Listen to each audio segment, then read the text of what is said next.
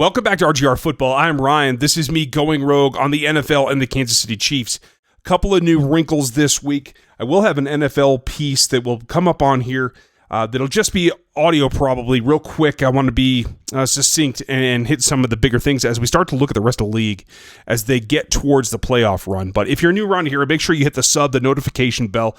Make sure you click down on it if you're on mobile so that you can hit all of the notifications. A lot of folks have been missing some of them because they're under personalized on their setting on their mobiles. That'll kind of throw you off. So double check that. And then if you're new around here, make sure you leave a comment. It's great conversation, and that's really what we're looking for. I'm going to start this week, and a lot of folks have asked me to do more film work. And hey, I'm happy to. I love doing this stuff. And so I'm going to break it down. I'm going to do an extra video. I'm going to do another one, I think, tomorrow, or at least for Friday, so that you can see more of the plays that are actually making an impact on the field. We're going to start today, and we're going to look just at Juan ThornHill. I'll have a couple other things up my sleeve here as we get ready for the Patriots as well. But Thornhill's peaking at a good time, and you're going to see why his play allows everybody else to do what they're doing. And it starts with this play. This in particular is an earlier run, one that went for a lot of yardage. And it's important because he makes a touchdown-saving tackle here. And that's what a free safety is supposed to do. Juan ThornHill's lined up back here, and what looks like from the get-go pre-snap is going to be a cover 2 shell with 2 deep safeties. This is Sorensen up here. And this is what it allows you to do. You're going to see after it rolls just what this does for these guys. But the fact that they're in what is a 3 safety nickel, and that is because they still have 4 down linemen and they have 2 linebackers. So it is still a nickel, even though your 5th defender is a safety rather than a nickel cornerback. There's only 2 true corners on here. Ward up at the top and Breland down here.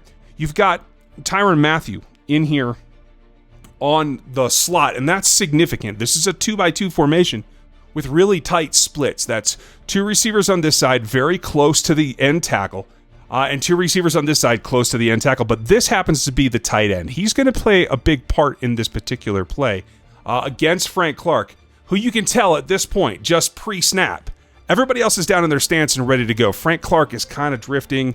He's a little slow to get ready to go on this play. Frank's hurting. I don't know if this is post-injury or when exactly the shoulder injury happened, but you're going to see by his play what exactly is the result of it. We'll look at that in the other view. But with them aligned like this, we have 2 linebackers that are going to be responsible down here. Frank's going to have to set the edge, and that's part of the problem. Tyrann Mathieu has this receiver. Obviously, Breland and Ward have the outside guys. What the action allows you to do is this shift. And this is what Tyrann Mathieu's been doing well in playing a robber role, and that's what Sorensen's going to do in this particular play. As they roll forward, and I'm going to slow it down just a little bit, you're going to see what Thornhill has to do. His responsibility, though he's checking out these receivers, it's because he's not just responsible for this part of the field. He is actually going to dive deep into the deep middle, and it's going to be a one-high look with Sorensen taking over the robber, which is still a central position inside the hashes where he is the up safety. And as that rolls, we're going to see how that plays out, because that's just how much travel that Juan ThornHill has to make from this position down here. You see how he is just charging straight back. He's into his back pedal, and now he's looking at just about 21 yards off the line of scrimmage, and he is in position to read the entire field. Now, he was looking here because he was worried about what was going on with that particular setup, and I wonder if that means that he understood that Frank was not feeling well as either. But you look at the rest of the coverage, and this is a precursor of what comes later in the game, that Breland's set up here, Ward's handling his business up here, Tyrann Mathieu's handling it, everybody's covered, the ball is away, and Jacobs is heading for the outside. He's going to make the corner, and Davian Wilson's late. Hitchens was the backside linebacker. He actually got off of his block pretty well, and he's trying to get in pursuit. Dan Sorensen's keying on the wrong thing and is looking the wrong direction down here when he should be heading outside, and that's part of what's going to happen here too. He's just a step or 2 behind. As Jacobs turns the corner, it gets coming downhill. Now, he's beaten Wilson, he's beaten Hitch. Hitch is the backside, so that's not really out of the ordinary. But here's the key, is he accelerates away from Charvarius Ward too, and that's really what's special here. I think Jacobs goes a little under-heralded because of his athleticism. But now he's got Tyrann on the inside, he's got Ward on the outside, and Thornhill is throttling down. He is manning space to make Jacobs commit to going around him on one direction or the other, right into one of Juan's teammates. And that's the key. That's what being the last line of defense is all about. This is a run play, but it's really showing his development in how he's getting better as a rookie. As it rolls forward, he's right here, cuts back to the outside, and one's still in a better position than Ward is. He comes closing down, makes a nice lower body tackle. Had some help, and it was a pretty safe play from that point. And when we flip back to the other side, we're going to see why this happened. You see that Carr's making the adjustments. Thornhill's watching the receiver here, and now he's diving back. Initial snap. This is everybody blocked down. This is a zone outside, and Thornhill's coming back down to this position quite a bit deeper, but we see what the problem is here. Tano's off. He's backside. He's not going to have much chance. Chris Jones is into his man. Noddy's coming into his man. That's incognito, I believe. Here's the issue. Hitch is even coming downhill. He's going to make contact with Ronnie Hudson and get off the block fairly well. But because he's the backside linebacker, he doesn't have the time to come make the play. The problem is, Damian Wilson is still flat-footed. Frank Clark is still flat-footed. And that's the biggest problem because he's going to let the tackle come all the way out and reach him. And that's an issue. Right here, you can see that Wilson's chosen to go down inside, which if he's going to do that, he's got to come a lot harder. This is too passive attacking that hole. That is his gap. He should be in it. And quite frankly, he should have blown through it. When you back up and see exactly where he had to read, once he sees that ball go into Jacobs' hands, he shouldn't be trying to deflect this block. Noddy's into it and grabbing the double team. Damian Wilson should be crashing through this hole and attacking the backfield. This is too passive, and this is part of the reason why they get run on. The other big problem is that Frank doesn't have the strength to fight off this block and doesn't set the edge to force Jacobs back in. Right here, he's standing off trying to get his outer arm out so that he can try to make an arm tackle, and he can't even do that. Frank is nowhere near 100% like I thought he was going into this game, and you see as Jacobs just accelerates past him, and it's over. The rest of the play comes through. Thornhill tracking, makes the dive. Again, even a little deceptive on that play with Jacobs' speed. Now, in this next play, again in run defense, this is the 4th and 1 where the Raiders are trying to use the end around. And this is Juan ThornHill, again in split safeties, over the top with Tyrann Mathieu. And they are in jumbo, so they have Foster Moreau, my favorite tight end coming out of the last draft is lined up here. He's a guy that the Chiefs are going to deal with for a while. He's a good one. As well as an extra lineman on this side. They are deep across, big formation, single back. And they're going to show up and go for this interior defense. You're even going to see Damian Wilson get down and try to submarine underneath and try to get these blocks. But the key is, not only do they have Wilson, but they have Hitchens, and most importantly, they have Ragland. And that's what's going to become important. As we watch the play get ready to be snapped, Thornhill's talking to Bashaud Breeland down here about what they're going to see and how they're going to see it. Back and forth, checking where Carr is and what he's doing, looking at Breeland, making sure they're still aligned. Reggie is lined up on this tight end. He's going to be very important because as soon as Carr puts the receiver in motion, you're going to see that Thornhill's tracking him, coming down. He already knows his responsibility. There's no wide receiver out here to the top. So if there were, it would still be Mathieu. You see that the fullback is actually diving this direction for the play fake. Again, would be Matthew's side of the field. So this is what he is supposed to guard against. He recognizes it. And before the wide receiver is even to Carr, Thornhill's coming downhill. And what he has to rely on is that Reggie's coming downhill too. Reggie Ragland is going to engage Foster Moreau here and set the edge, not necessarily cramming him back to the inside, but letting the receiver choose. And Reggie stands up pretty tall here. He makes contact and is fending off, trying to push through to the outside, knowing that the receiver could cut up and he's got help behind him. And right now, Thornhill is just watching to see which way this receiver is going to cut. It's one-on-one, it's mano-on-mano, it's an Oklahoma drill with your lineman out front, and this is the back and the defenseman.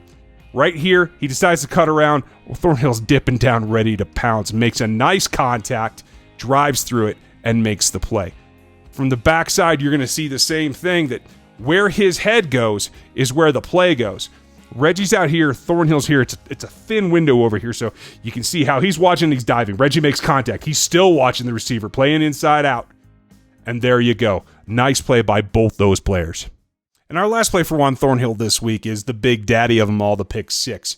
This is an interesting development because you've got a couple of things going on here, and I'm going to back it up just a little bit to give you an illustration of how it's going to work. Because this is a different formation. Frank's talking over here to Deion Sorensen because this is a true 3 safety dime. There's only one linebacker on the field, and that's Hitch right here in the middle with the 4 linemen. Then you have 3 safeties. We're going to talk about one of them when the view reverses because there's really something interesting that I think the team can build on happening here in the back that is totally overlooked because of this play by Juan ThornHill. And what's going to happen is as Carr puts the tight end in motion, the Chiefs are going to give away that they're playing man under. And that's really what's going on. Sorensen's going to travel, so you know he has him.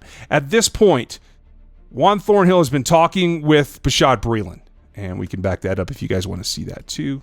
You know, they're communicating, and you're going to hear a bunch of talking heads this week talk about communication in the backfield. Dion, the guys on TV, everybody's talking about communication, and it's true because this is how you fix it. You back Sorensen off. You're talking with your outside corner that has outside and contain. He's in a zone turn. He's already opened up so that he can see what Carr is doing because whoever of these two comes out, that's going to be Bashaud Breeland's responsibility. And Thornhill's talking, making sure he knows if he goes inside, I've got him. But you've got man under, and you can see that that's exactly how the play starts. You've got man here as Sorensen follows the tight end outside. Pass rush is coming. Tyrann Mathieu is taking the other one in man coverage underneath, and there's only a switch over here on the outside guy because that's how they protected themselves from the rub routes in there on that kind of pseudo stack as they started the play. And you can call it trips, you can call it a close stack. It is something that you can get some confusion, some misdirection here, and that's how teams will try to attack it. And by playing off and outside here, you're giving up 5 yards, but you're making sure that you can control who is on the outside border and that you have coverage. And on top of it, you have Ward up here all by himself, playing man and doing a pretty good job up there. Now, as they come off, the play progresses. We get to this point. Thornhill's really just standing still, trying to see what break this guy's going to make. And right here, he's about to put his foot in the ground. Breeland's got the outside, and he quickly realizes his guy's not coming to him. As soon as he plants that foot and takes a step, Thornhill's coming downhill. He is watching Derek Carr this entire way as the ball leaves his hand, and Breeland's got the outside just in case there's an overthrow or something like that. Steps in front, and he is off to the races. Now, this is an athletic play, but it's also a heady play. And that's really, again, that shows the progression of Juan ThornHill, that he is thinking pre-snap. He's alerting his guys as to what's coming.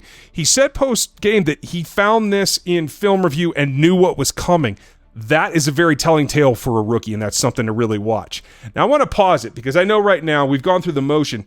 All eyes are on Juan ThornHill right now, right? He's been talking, signaling back and forth with Bashaud Breeland. He's watching Derek Carr. You see that they've got wide 9 and a wide 9 over here with 2 guys on the inside. I would have liked to seen Jones come down a little bit, be a little more heads up, but they're trying to protect against the run, and Hitch doesn't get much of a push. I think it would allow him to loop a little bit there. I would have combined that with this play. But here's the thing that nobody notices. Back here, lined up at safety on the opposite side of the field that's going to have to attack any kind of draw or pitch to the outside, is Kendall Fuller. Now, I like Kendall Fuller as a safety. He is a zone corner that has had some trouble staying with players this season, much more so than he did his last season in Washington. So if you're going to be comfortable letting Tyrann Mathieu go play man coverage downtown on a big wide receiver, somebody with some size, I'm down with that. That is effectively a switch where Tyrann Mathieu could become the nickel corner as we look, especially this week, as Julian Edelman. That's something that I think is a great matchup. And I like Kendall Fuller playing back where he can see more of the field. I think this could be a good switch long-term for this team, and I just wanted to point it out here as we roll forward on this play. Because I want you to watch the head position. He sees the receiver break out, and as soon as he goes, snap right in front. It's a great play, and it really is nice to watch him take this all the way to the house. Big play from the rookie. Now, if you like this video or what I'm doing, please hit the sub, the notification bell. Make sure you click all of them.